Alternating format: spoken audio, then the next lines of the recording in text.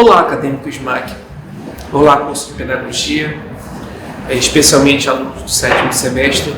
A nossa aula de hoje é justamente sobre as políticas educacionais, a nossa disciplina, tá?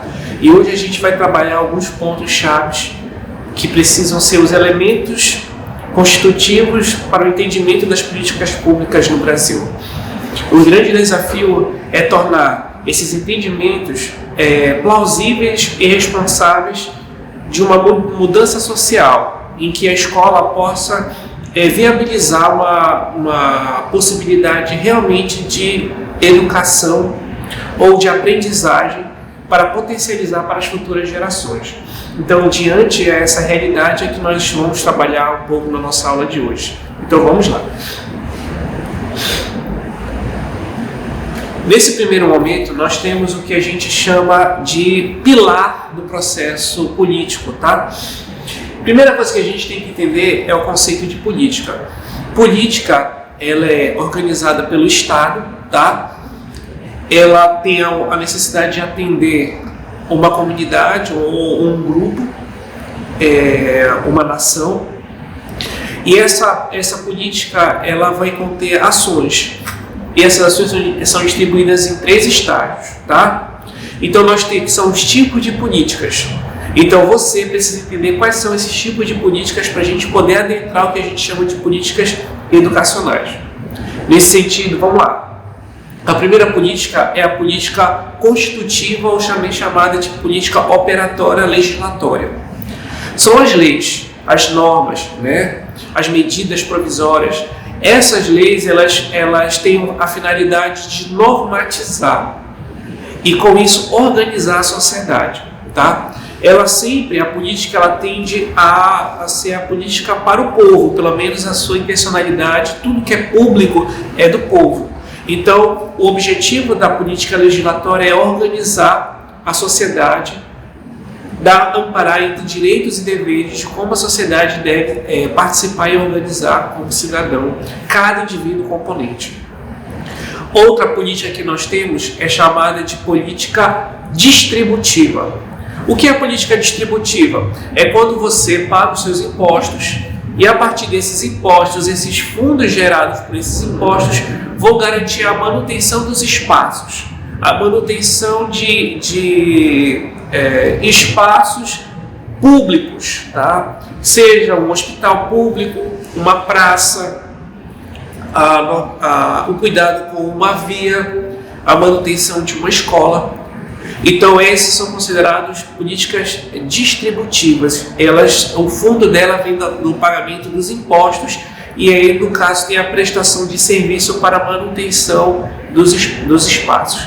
E, por último, nós temos a política chamada de política redistributiva.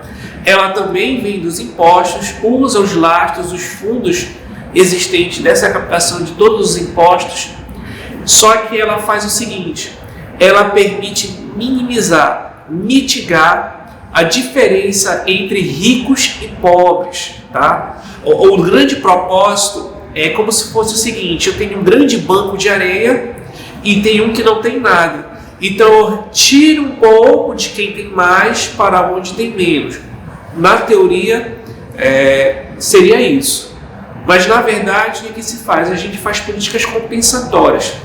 Nós tiramos do fundo para aqueles que não apresentam nada, né? É uma forma de que esse indivíduo ele tenha o mínimo para que ele não se sinta forçado a tirar de quem tem muito, tá? Então permite também regular um pouco a sociedade, aí, no caso normatizar e até minimizar as diferenças entre ricos e pobres, ou quem tem mais e quem tem menos.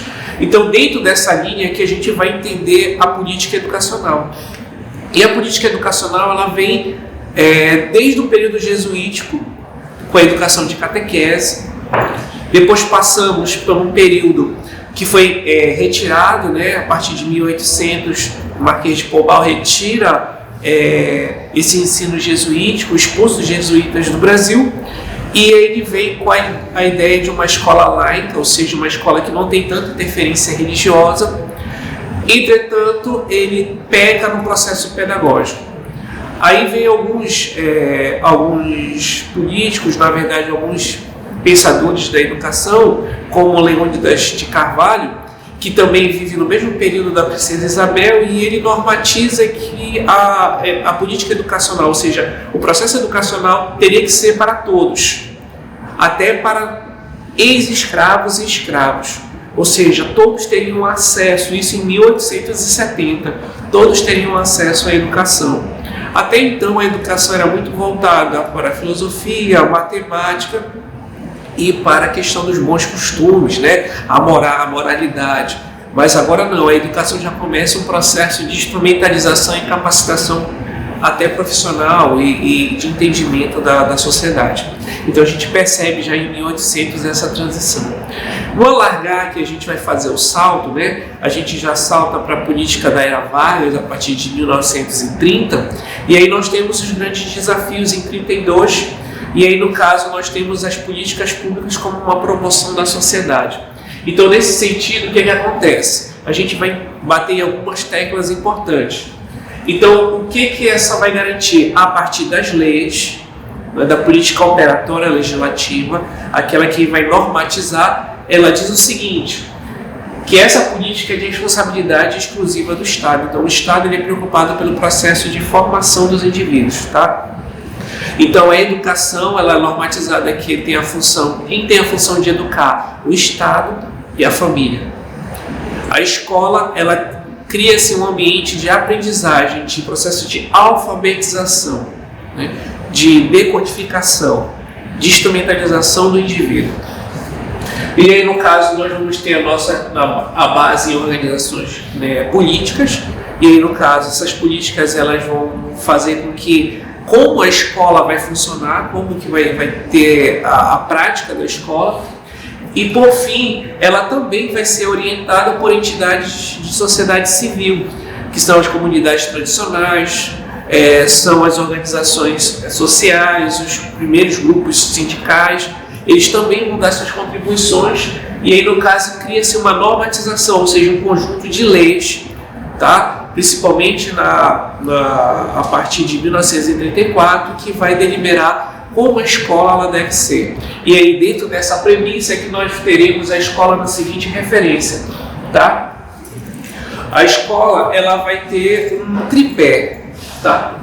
Dentro desse tripé vai determinar um padrão de proteção social implementado, ou seja, a escola ela vai garantir alguns direitos ao processo da criança, tá?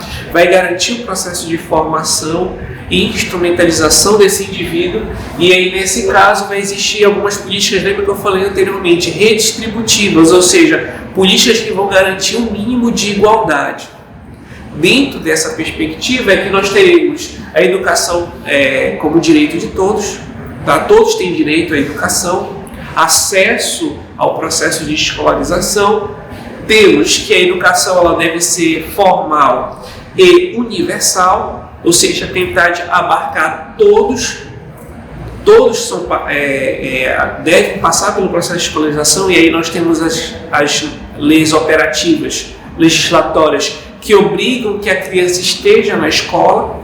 Caso a criança não se encontre na escola e os pais forem denunciados, os pais podem sofrer um processo de reclusão, ou seja, serem presos. E para ver quanto a lei ela vai tentar garantir justamente essa universalização ao conhecimento, né, ao conhecimento legitimado. E, se possível, normatizar com uma proposta de qualidade, que vai ser um dos grandes desafios que a gente vai entender por que hoje a escola ela tem as leis que teriam a obrigatoriedade de trazer uma escola de qualidade, mas ainda não temos, tá? Esse é um dos entendimentos que nós teremos na nossa aula de hoje. Para a gente entender os anseios de como é que foi construídas as escolas e pelo menos os projetos educacionais de hoje, a gente precisa voltar lá em 1932, né, falando de Fernando de Azevedo, Anísio Teixeira e entre outros, o próprio embasamento em Leônidas de Carvalho, que vai trazer os anseios de uma escola universal, uma escola laica, em que as pessoas tenham a oportunidade de aprender, de acesso à aprendizagem, e de ser respeitadas suas individualidades. Esses eram alguns anseios do manifesto em 32, tá? E aí, nesse caso, a definição de prioridades e metas para a educação. Quais são as metas para as próximas gerações? O que nós esperamos que a escola ofereça, né? Ou então o processo de aprendizagem ofereça para as futuras gerações. Essas gerações estão sendo construídas agora. Então, dentro dessa cosmovisão, nós temos o que é garantido como os projetos que vão trazer esse processo de alavancar a sociedade, né, de mudança de postura, de pensamento. Tá? E a partir daí nós temos o primeiro documento que vai trazer os anseios, os desejos de um processo educacional libertador, o processo de uma alfabetização em larga escala, não só de alfabetização no princípio de ler, no processo de leitura ou de escrever o próprio nome, mas de um processo de alfabetização científica, um processo de letramento, que é a partir da leitura de mundo o indivíduo conseguir contextualizar o seu conhecimento de forma que ele possa ser um indivíduo participativo e construtor de uma sociedade melhor, tá? De uma sociedade mais dinâmica ou pelo menos menos injusta. Esses seriam alguns anseios do manifesto de 32. E essa inspiração, né, ela vai garantir o surgimento de leis. E essas leis que a gente vai ao ponto auge da nossa aula de hoje, entender qual foi a importância dessas leis que garantiram hoje todo o processo educacional no Brasil.